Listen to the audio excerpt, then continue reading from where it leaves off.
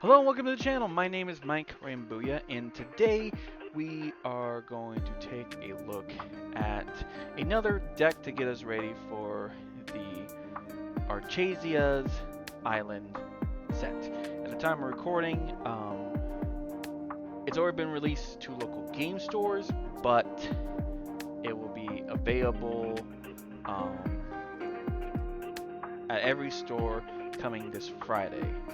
So, so today we're going to mess with a concept known as ramping, and what ramp is a playstyle to where you're really focused on playing cards that allow you to gain more resource.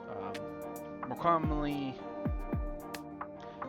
easiest example I can think of is Magic, where you're playing creatures that allow you to tap creatures and items that allow you to tap them for mana. So even though you may not have enough lands, as long as you have some of the more primary color lands, then you can tap your other your creatures and your items to then gain the difference you need to play a higher cost spell in the early part of the game. Kind of similar concept here, but as well as also added. So not only will this be ways to get lore into your inkwell, there's going to be effects that trigger when you do. And given that you get your one free add card to inkwell during your turn, you at least will get to trigger all those effects once. So let's go to dreamborn.inc, a great tool to help organize your collection as well as build decks. Similar as before, I'll put a link down to Dreamborn in the description, as well as the link to this deck. So, let's start with characters. First we have Merryweather the Good Fairy. She is a 1-cost inkable, 1 strength 2 willpower emerald card. When you play this character, you may pay 1 to give chosen character plus 2 strength this turn. So basically, you play Merryweather, you power up one of your characters over on the field, and then maybe you challenge a character on your opponent's side to kind of get them off the field to then hurt their lore reduction. And you can quest for 1 lore with Merryweather. Next, we have the Fates, only 1 eye. It's a 1-cost inkable card, 2 strength, 1 willpower. Quest is for 1. All will be seen. When you play this character, look at the top card of each opponent's deck. You'll see a action card later down that'll be like, oh, I'm gonna play this. Ooh, I don't like what's on top of your deck, and then you can trigger that effect to then make that card inaccessible. Maybe some other ones as well. Next up, we have Basil, Practice Detective, a 1-cost inkable, 2 attack, 1 willpower. Quest is for 1 and has support. Whenever the character quests, you add their strength to another chosen character's strength. So on your quest to gain more lore to get to the magic number 20, you can then add 2 strength to another character, again to play more offensive, to then hit on your opponent's maybe better lore manufacturing characters. Try to weaken them that way. Maybe on the next time you can take them out. Next we're going to Grandma Tala, a 2-cost inkable card, 1 attack, 1 strength, 1 willpower. When this character is banished, you may put this card into your inkwell face down and exert it. So maybe you want to give Grandma Tala all that boost in attack to have them go and attack one of your opponent's character.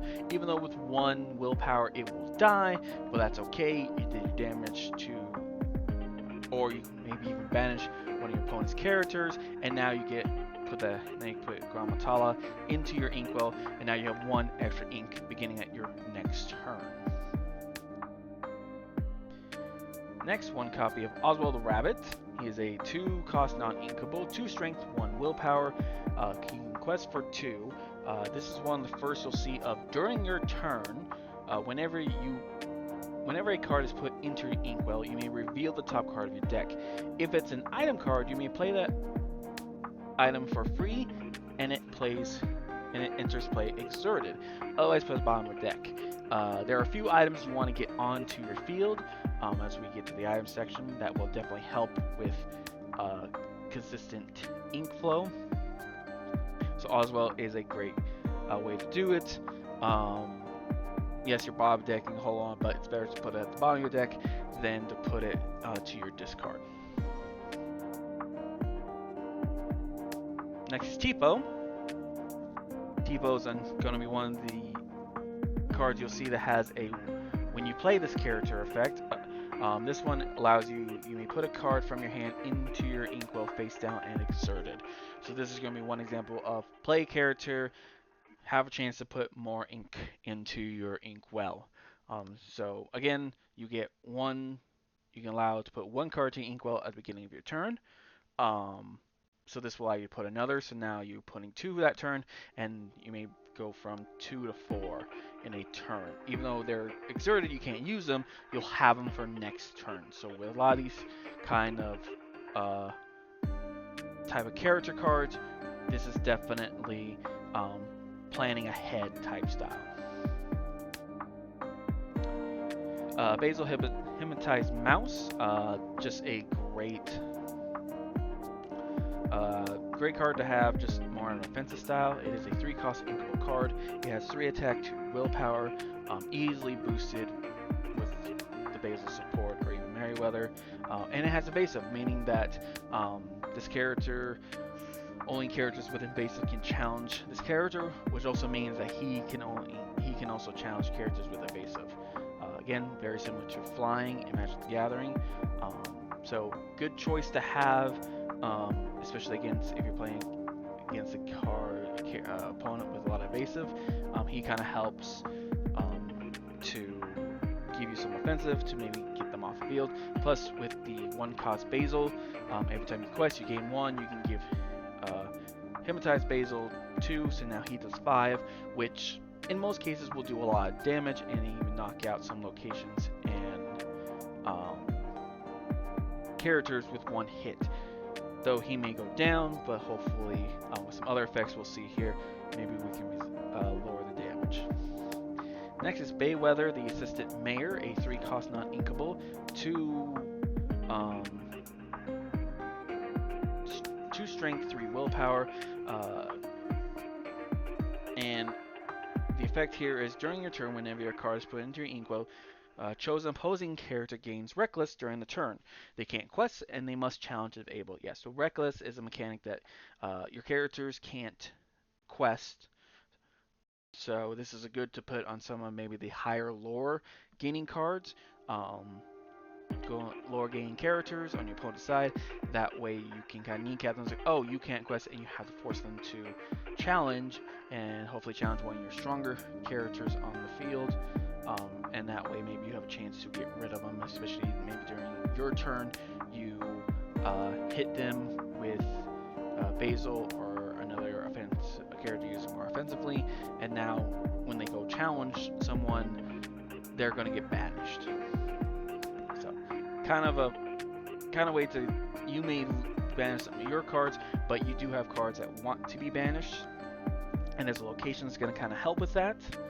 That makes banishing your characters help in this ink ramp.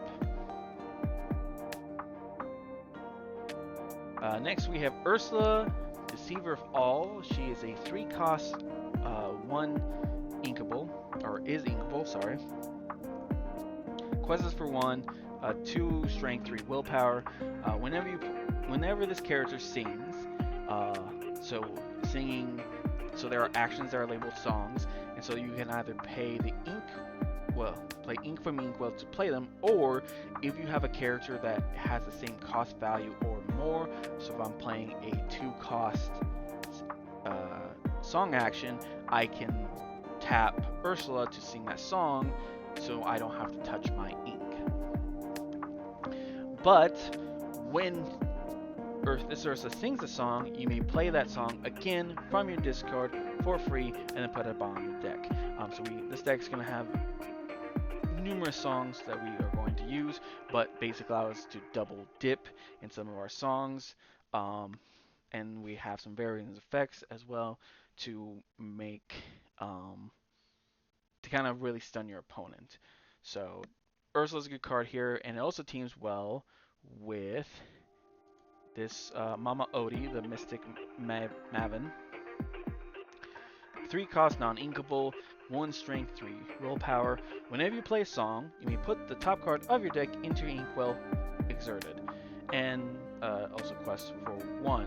So, team this up with Ursa, which allows you to basically play 2 songs at the cost of 1. Well, now you get to trigger Mama Odie twice. So now you've added 2 cards to your inkwell, and now you get to trigger those during your turn when when a card is placed into your inkwell to all those effects twice. So now you have a way to ramp up the inkwell in your deck and trigger and get multiple triggers off those cards, since there is, at least in the text, no limiter of a once per turn type limiter. So basically, use Ursula to sing a song, sing a song once, trigger Mama Odie, then Ursula's effect will allow you to play that same song again.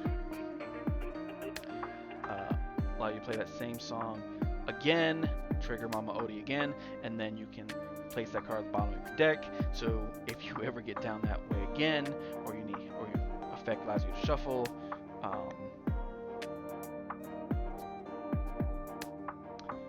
you now get 2 more inks into your inkwell, and you get 2 triggers off of that as well.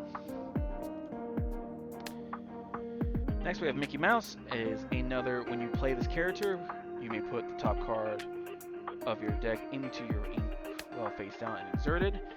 This is a 3 cost non-inkable, 1 strength, 3 willpower, and quest is for 1. But mainly it's to play the card, put a card to your inkwell. And also keep in mind with these effects that says card from the top of your deck into your inkwell, most of the time when you put a card into inkwell, you have to reveal it. It has to be an inkable card, since you really don't know what is coming from your deck. This does allow you to put it straight to your inkwell without having to check, to my understanding of how this card works. Winnie Pooh is probably one of the first ones you want to get out there, because he is a 3 cost, and he's an inkable. He has 2 strength, 3 willpower, and he has an effect of whenever this character quests, and he quests for 2, so you gain 2 lore, and then you may put a card from your hand into your inkwell face down.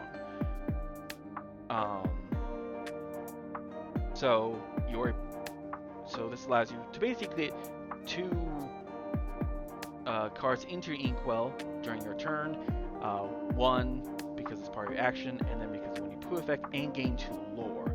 So you kind of get the double dip here of getting closer to the magic number 20 that you want to in these games, but also increase your inkwell so that you can maybe play some other cards or play more cards to get even more effects. Next up is Zipper, Astute Decoy. 3 cost inkable. He has 2 attack, 2 willpower. Also has the effect of ward. Opponent can't choose this character except to challenge. You use Bellwether to give a character reckless. Oh look, then you quest with him. Now they have a target, and that's the only thing they can do is to target him for a challenge. During turn, whenever a card is put into your inkwell, another chosen character gains resist +1 until the start of your next turn. Resist +1 reduces the damage dealt by 1. So, if we team this up with Ursula, well now I can give 1 character resist +2, or I give 2 different characters with +1, and maybe I use 1 to challenge into a character to get banished, and thanks to resist, it takes no damage, or it doesn't take enough damage to be banished. So it's kind of the plan with Zipper there. Belle, strange but special. She is a 4-cost inkable, 2 strength, 4 willpower. Belle right off the bat gets a ability called Read a Book. During your turn, you may put an additional card from your hand into your inkwell face down. So getting Belle out allows you to, instead of playing 1 per turn, you get to play 2 per turn. Then, not to mention all the other effects you get, so that 2 can easily become, oh, I get to put 3, 4, 5 cards into my inkwell. I get 5 triggers of like zipper, so now I can give a character resist plus 5, or resist plus 1 5 times, giving him resist plus 5, or spread that out among my other characters, especially if I'm using Bellwether to force my opponent to then challenge my characters. So another benefit, because you want to get ink on the field, is Bell quests for 1 off the bat, but due to the My Favorite Part effect, while you have 10 or more cards in your inkwell, this character gets plus 4 lore. So Belle goes from questing for 1 to questing for 5.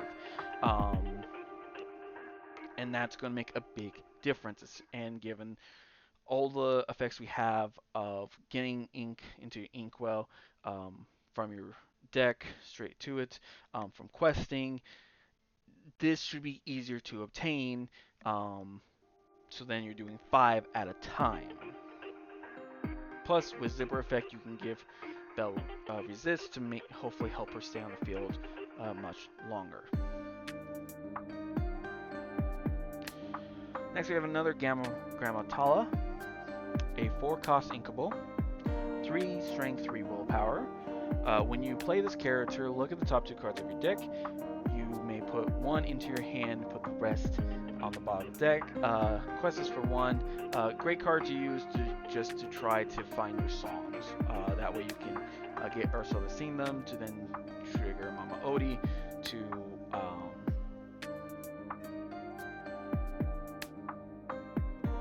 put more cards in the inkwell, to then to trigger Belle. Next up, we have Donald Duck, Focus Flatfoot. He is an inkable 5-cost, 3 strength, 4 willpower. Whenever you play this character, you may put the top card of your deck into your inkwell face down and exert it. Any quests for 2. So again, ramp up, get to play him. If you have Belle on the field, there's 3 cards in the inkwell. You have Pooh, there's another 4. There's 4. Trigger, Zipper 4 times. Make your characters very hard to kill. Next, we have Basil, a 6-cost inkable, 4 strength, 5 willpower, but you can play him on top of another Basil, for 4. During turn, whenever a card is put into your inkwell, I can pay 1 to then have chosen opponent choose and discard a card. So again, we have a lot of effects of, hey, when you put a card in inkwell, or hey, I play this character, take your top card of your deck, put in inkwell, or Pooh when it's questing, Belle, right off the bat gives you 2. So between Pooh and Belle, you have a chance of putting 3 cards into your inkwell. So that's 3 triggers. So if you have the ink, you have add a card, trigger this Basil, disguise opponent, disguise detective, make your opponent discard a card. Second card placed to inkwell by hand due to Belle's effect, 2 cards from your opponent's hand. And we're going to quest for Pooh, gain 2. Oh look, I get to add another card to the inkwell. Now we've made your opponent discard 3 cards from their hand. And that's the kind of whole vibe of, again, it continues the vibe of this deck of put cards in inkwell, get triggers from it. And he quests for 2, so he ain't bad to use as well. And to wrap up our characters, we have Grammatala. She is a 7-cost inkable, 4 strength, 8 willpower. You can put her on top of another Grammatala for a cost of 5. So instead of paying 7, you place this on top of another one, again, for the cost of 5.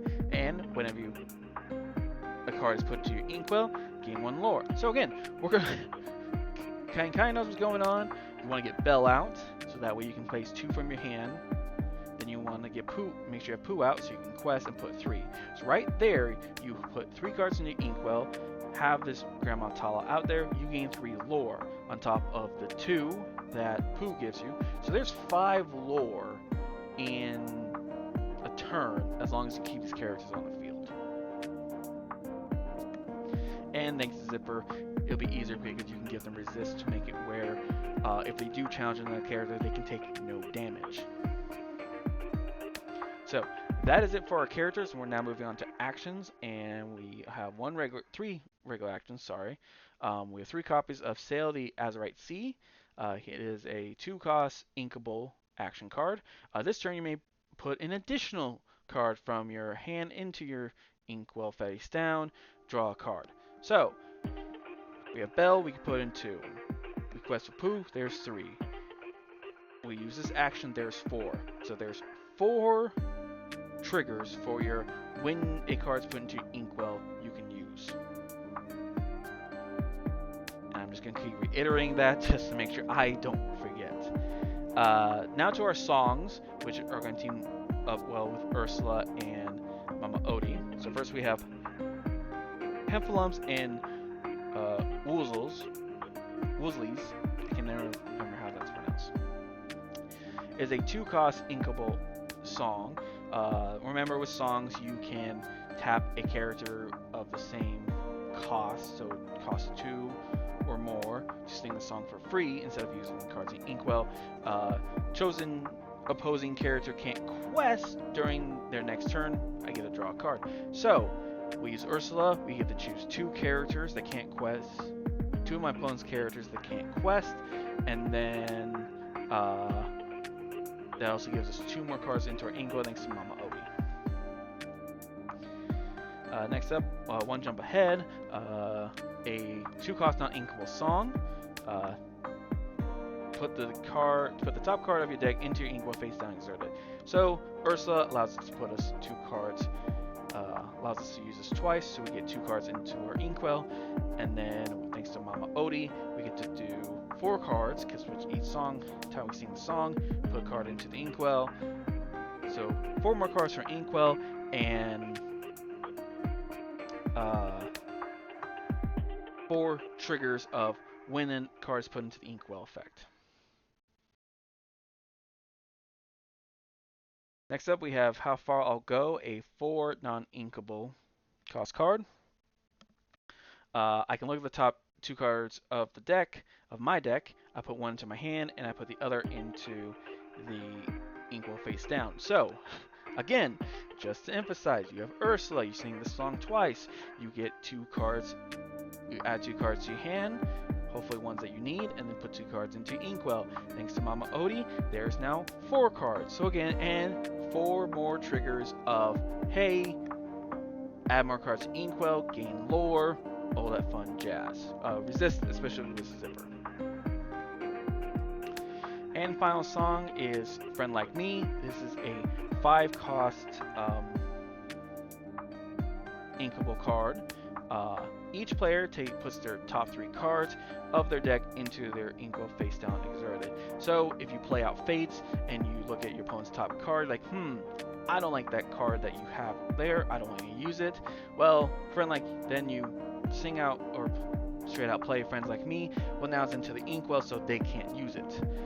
There are certain cards that do allow you to pull cards from the inkwell, but it's at random. But yes, and this is a great way to kind of maybe, if you're getting close to the end and you're not quite to 10, maybe you're at 7 or 8, or you're very close to getting that 10 to give Belle the +4 lore. Friend Like Me gets you 3 steps closer. Quest with Pooh, neither that bumps you over the 10. That gives Belle the +4. And now you can quest with Belle for 5 and maybe finish out the game. So those are our songs. Next is our items. So first we have a Hidden Inkcaster, a 2 non-inkable, but when you play Hidden Inkcaster, you draw a card, and then Unexpected Treasure. All cards in your hand count as having inkable. So even your non-inkable cards now are inkable, especially with Pooh's effect and Belle's effect. Now though this deck has a lot of inkable cards, you now always will have inkable cards thanks to Hidden Inkcaster's effect. Next we have the Great Stone Dragon, a 3-cost inkable card. This item enters play exerted, so if you play this out with Oswald, or you just straight play it, it's going to be exerted, you can't use effect. But on your next turn though, this allows you to tap it and then put a character from your discard into your inkwell. So even if you be aggressive and challenge a lot, even though your character's getting banished, you now have a 3-cost item that allows you to tap it and put them into your inkwell, so it's not really a total loss.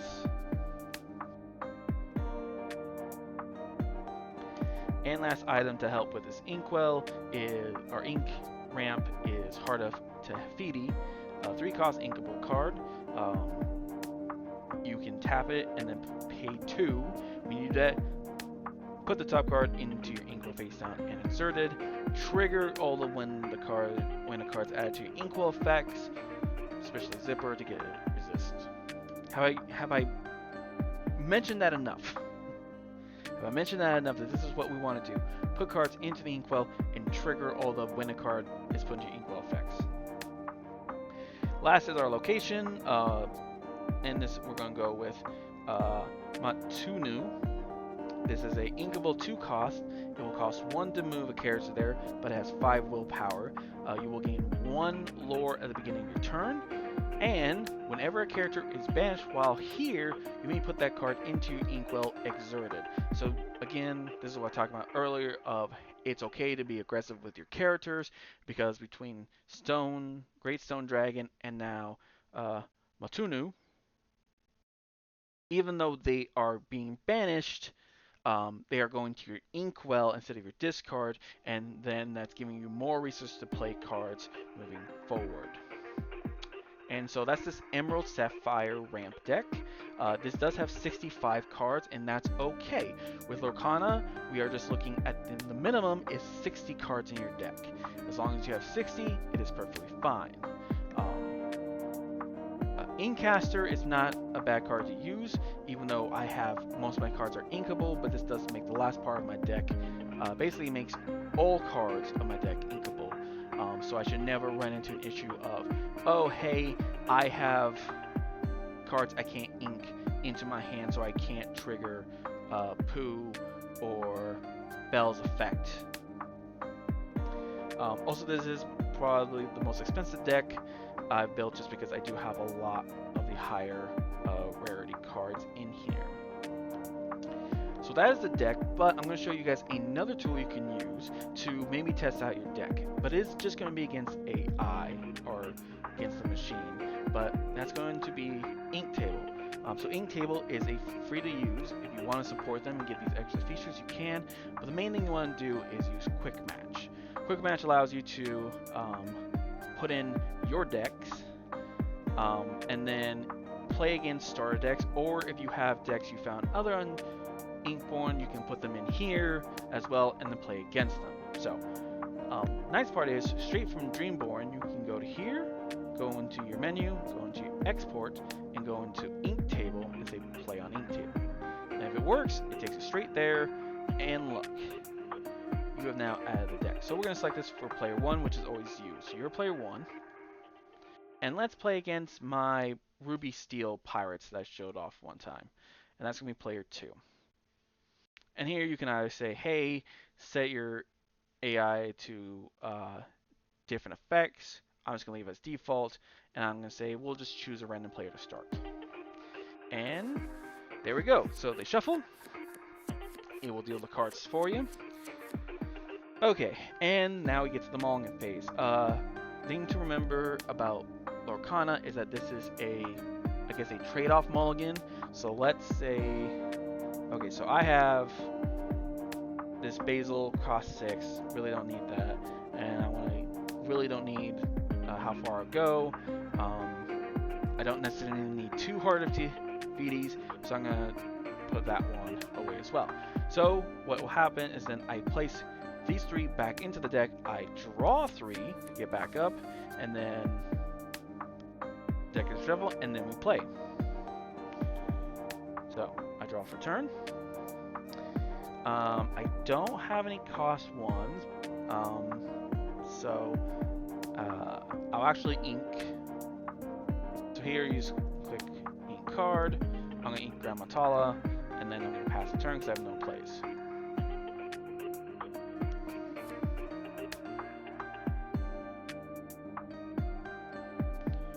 They had me turn 2 plays. Okay, let's see. What do I want to do? I have 2 poos, so I'm going to actually, let's ink a poo. And then we're going to play a card, and so I can either play 1 jump ahead, or I can play the island. But you know what? I want to be able to play poo next turn, so let's put in 1 jump ahead. We'll play that action straight up, and get, so now we're up to 3 ink, and we'll pass.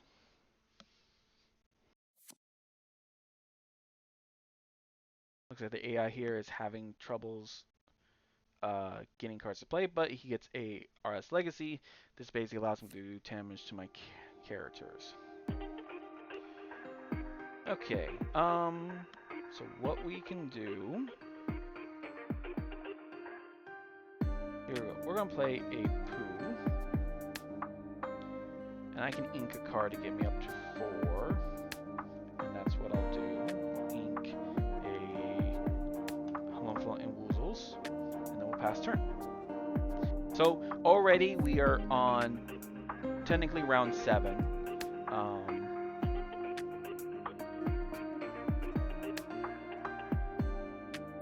Even though the AI started, I'm already at 4. I usually be 1 behind.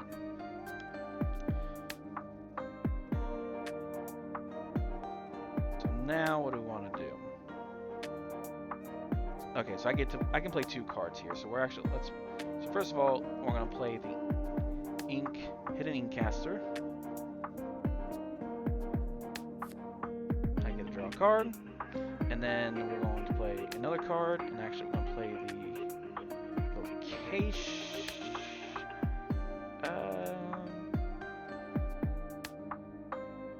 Actually, no, we're gonna bump up to 5. We're gonna bump up to 5 ink.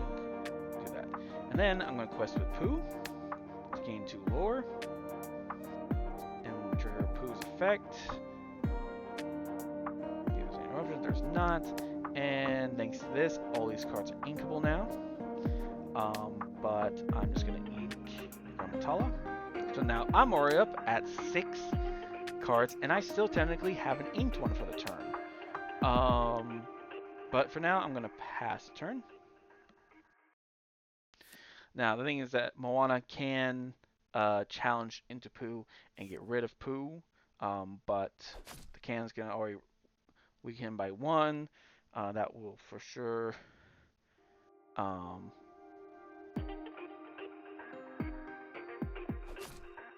kill off Pooh, and damage does persist. But that's okay. I already have 6 ink to play with, so I'm not too worried. Alright, so let's play out Grammatala.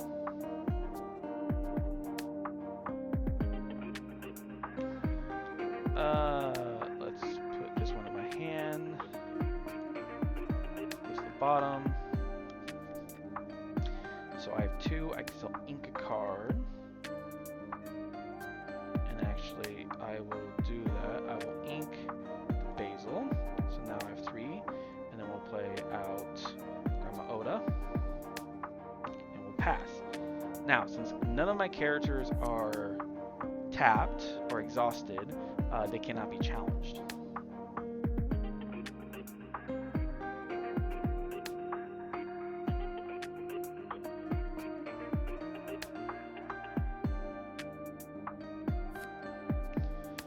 Okay, let's see, I have 7, so actually let's play out my location, and then I'm actually going to move, let's move Mama Oda to there, so now she's on location, so if she gets banished, she's going to go into my inkwell. So I still have a Grammatala, which I'm actually going to sing with. So I'm going to sing this song, going to use Grammatala.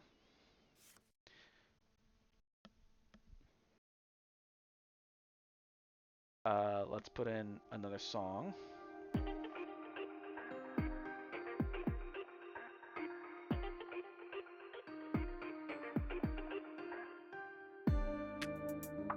And you know, yeah, let's bump that up.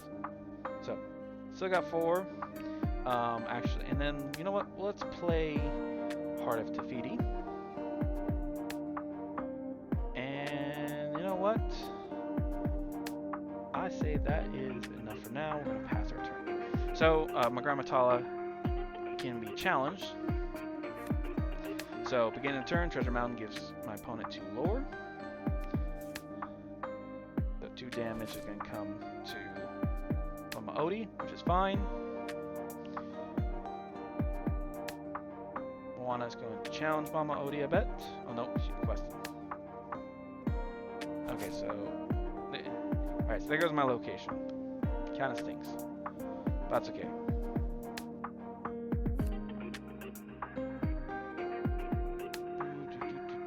Alright, so let's actually play out Ball Wall. And let's ink the hidden ink caster. We're going to trigger Rabbit. Then an item? Nope, a zipper. Goes to the bottom of my deck.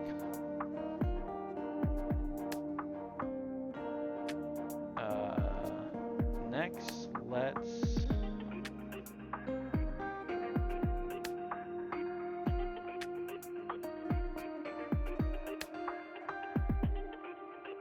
okay, so I'm actually going to play aggressive here. I'm going to challenge, take this, I'm actually going to challenge Moana.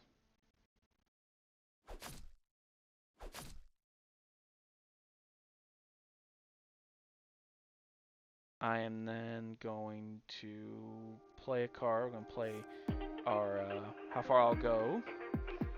Let's see. Oh, I want an Ursula. Cards go in my deck. And look, we get 2 triggers from this. We'll do this trigger first. Yes. So get another trigger. Yes. On an item. Goes to the bottom of my deck. Do this another. Still not an item. Goes to the bottom of my deck. Then we will play a card. Play Ursula. And you know what? I will then quest, gain 1 lore, because I am behind in the lore game. And we'll pass. But as you can tell, I already got 12 lore. I have no cards to do anything with them, but I do have 12 lore.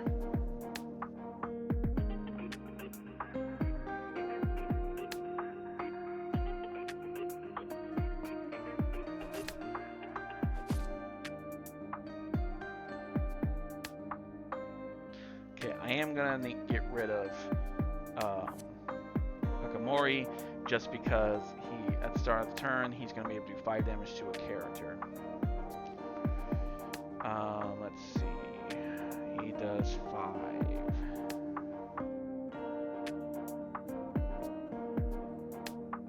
I kinda got the items I need. So let's play out a Merryweather.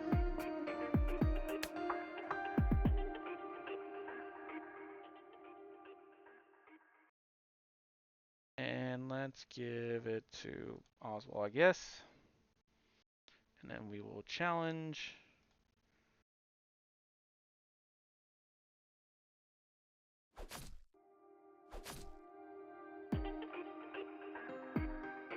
And then I'm actually going to quest with Ursula then, bump it up to 4. I'm still way behind, but I ain't too worried about it, so I'm going to pass.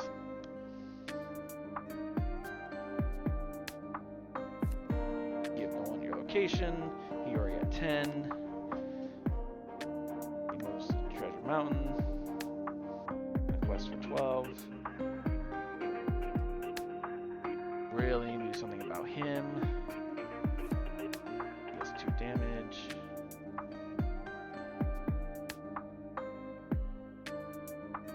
Let's play a card. I'm gonna play this one. Cool. Let's see.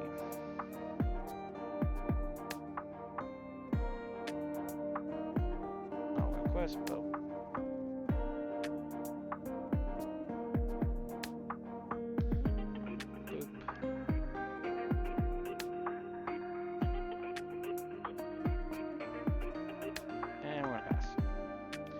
Now would be a great time to get Bell on the field.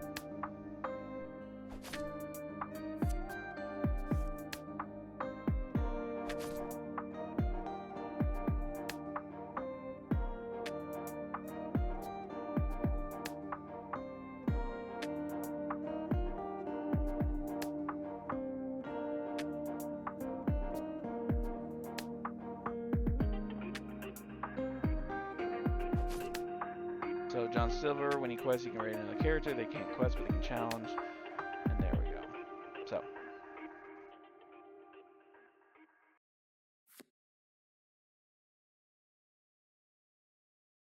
Unfortunately, this game just proved how well the ink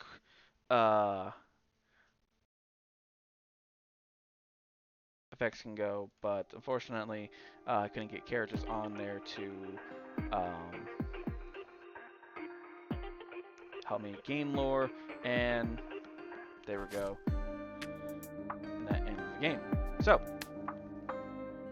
sorry about this longer video, but I kind of want to show off some new tools that people can use to help maybe practice, get some practice in decks if you can't really find anyone, or just in general, just see how things go. But that'll be it for today's video. Thank you very much for taking the time to watch this video. Let me know in the comments down below what decks you're excited for the Archiza island set, and what dual colors you're hoping to mess with.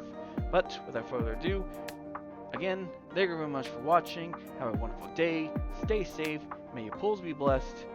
And we'll see you next time. Bye-bye.